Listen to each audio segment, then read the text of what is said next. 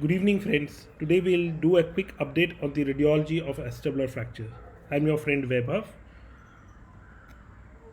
and in today's talk we'll look about what are the X-rays that are done for this condition, the special views, what are the landmarks that we should know, what are the typical fracture patterns, how to identify them on the CT scan, and we'll also touch upon a new technique of 3D graphy or 3D printed models and jigs for these fractures. Before we start, it's important to understand the anatomy. First and foremost, the whole acetabulum and pelvis is divided into two halves. If you look at the golden thing, that's the anterior half, and if you look at the violet thing, that's the posterior half. Apart from that, you should know that the area which is not covered in the golden and the violet thing on the top is the sciatic buttress. At the top is the iliac crest, then you can see the iliac wing. You should be able to identify the anterior superior iliac spine, anterior inferior iliac spine, iliopectineal eminence, superior pubic ramus, the inferior pubic ramus, the ischiopubic ramus, the obturator foramen, the ischial tuberosity, the acetabular notch, the cotyloid fossa, the posterior and the anterior acetabular walls, and finally the greater sciatic notch.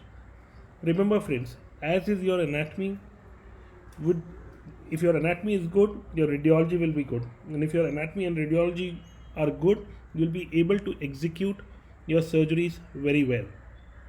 Now, going ahead and looking at the various modality that we've got the plain radiographs, which are technically easy, quick, and can be done as a portable manner. But however, they can be obscured by overlying materials and can be technically suboptimal because of the body habitus, the gases in the stomach, and they are not as sensitive as CT scan.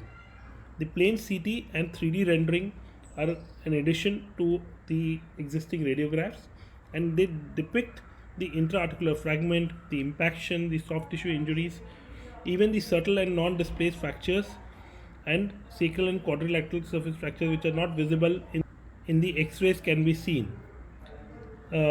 The 3D surface rendered MDCT, the display is easy to understand and they depict fracture very well, and it is very easy to move it around and understand the anatomy.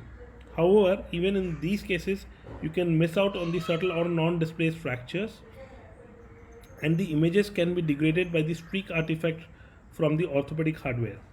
If we look at the X-rays, plain AP X-rays, Judet views, inlet and outlet views, and intra-op and examination under anesthesia are the various imaging techniques that are used. Moving on to the X-rays, I think the very basic is to identify the 6 golden lines.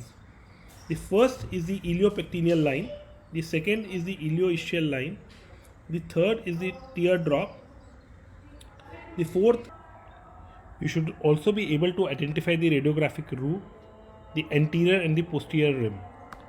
So if you look at this X-ray, this line here is the iliopectineal line, you've got the ilioischial line, you've got the teardrop, the anterior and the posterior rim, and you can see the roof here.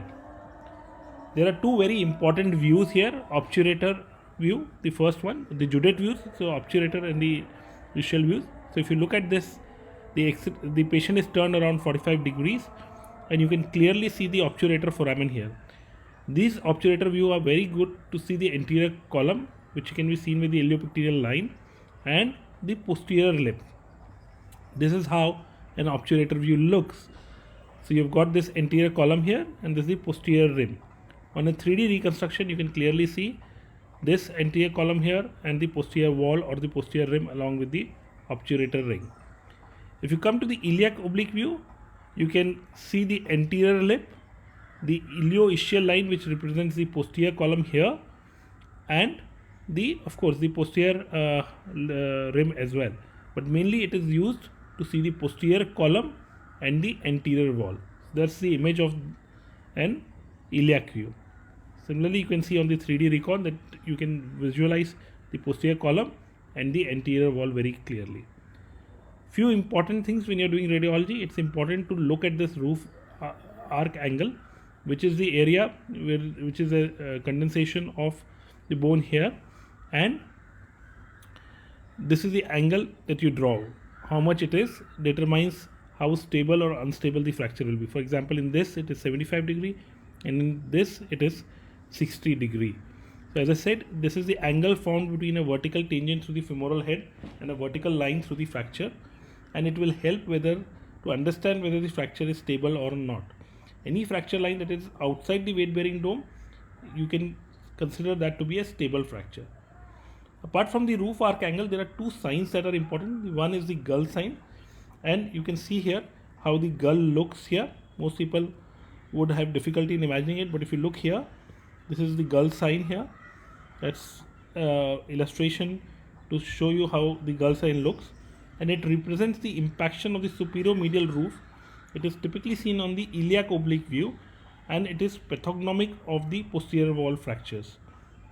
So if you look at the previous thing, as I said, that your iliac oblique view is meant to tell you about the posterior column. So here you come and you have a look, and then again it shows the posterior column is here, and if there is a fracture here, it suggests a posterior wall fracture.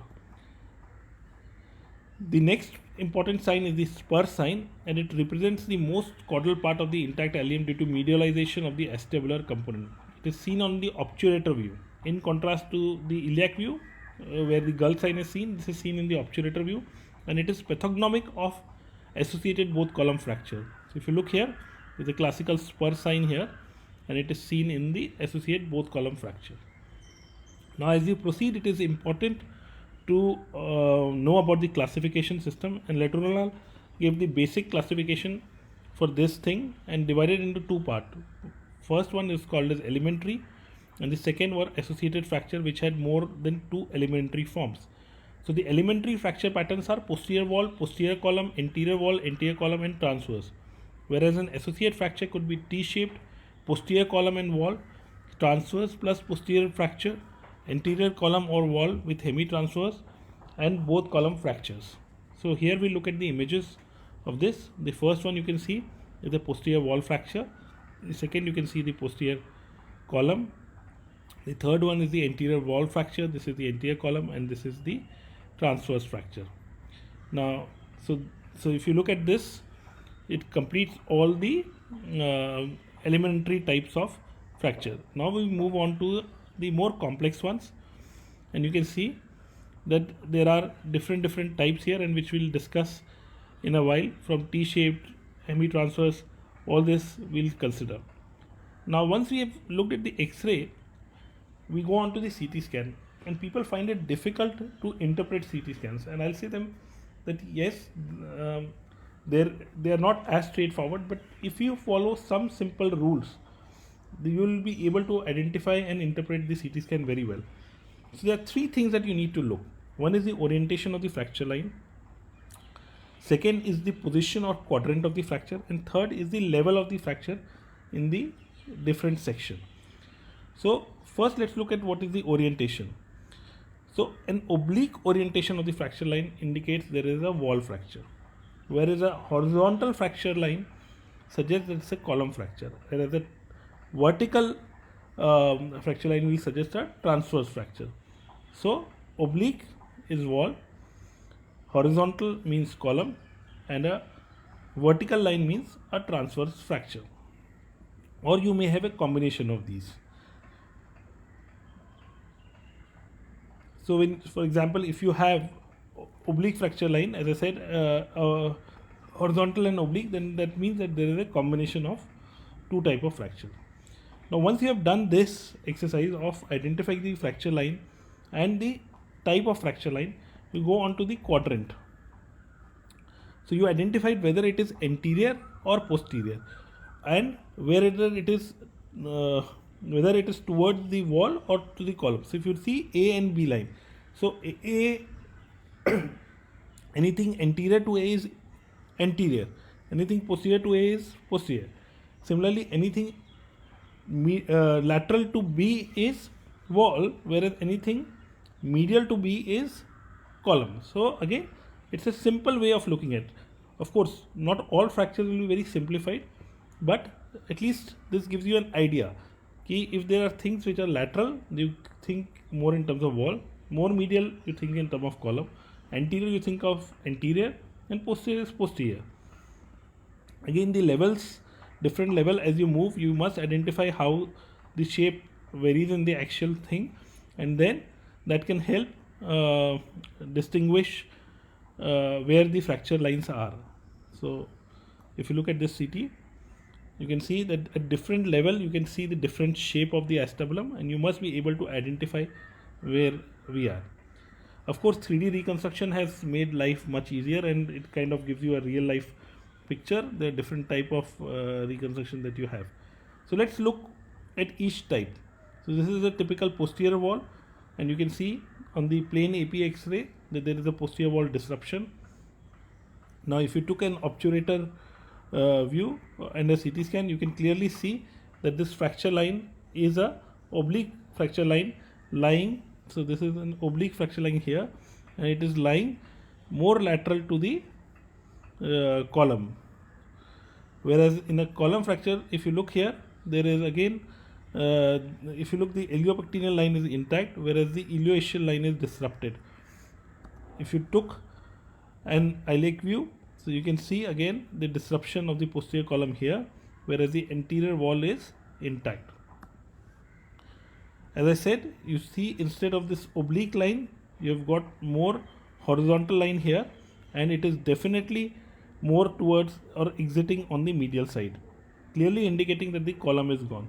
So if it would have been like this oblique or this oblique, it would have been a wall fracture. Now it's more horizontal, exiting towards the medial side, and that is why it's a column fracture. Similarly, the anterior wall fractures, you see here it's an oblique line, anterior quadrant, and not reaching up to the medial side. Now you look at the anterior wall fracture, there is a break here and horizontal line going all the way medially. Of course, that's the 3D reconstruction. Now this is the transverse fracture. You can see how things have changed here, and in different views you can look how they look. Both the lines are broken, and you've got a horizontal line crossing this. Now associated both columns, we remember what we said, it has got the spur sign, but here if you look, you will see both the lines are sealed by disruption of the ilioischial as well as the iliopectineal line. That's how it looks on the different Judet views, and you can clearly see the spur sign here. So the spur sign is clearly visible on this thing. Combination could be transverse to posterior wall. You can see there are two types of fracture lines. Again, T type, horizontal as well as vertical fracture line.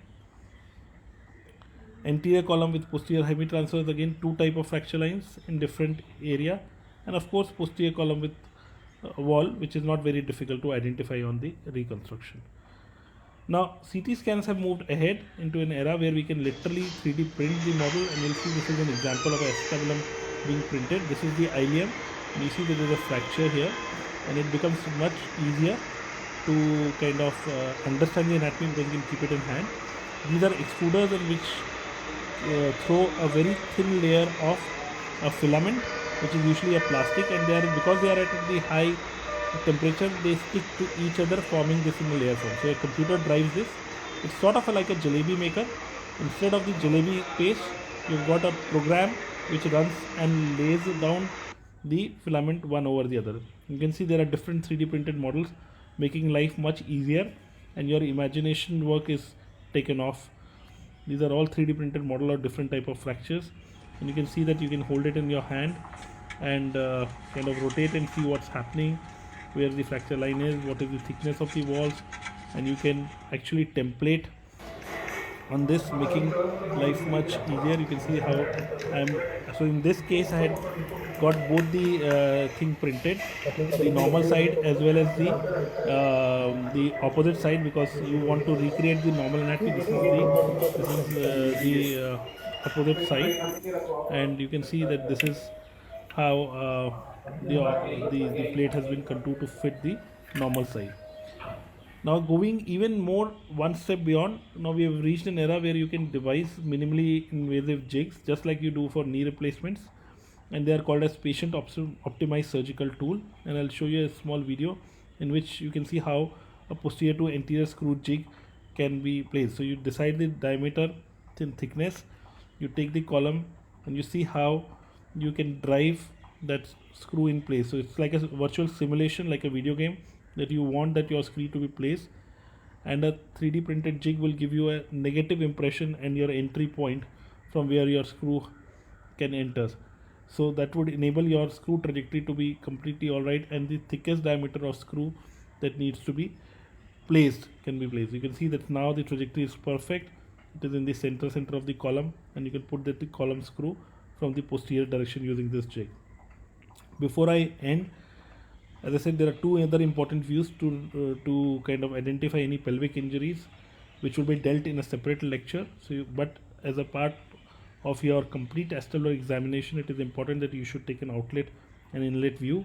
And also, when you are doing an image intensifier, once your patient is positioned, it's important to do an examination under anesthesia to see for any loose bodies or the medial opening of the joint.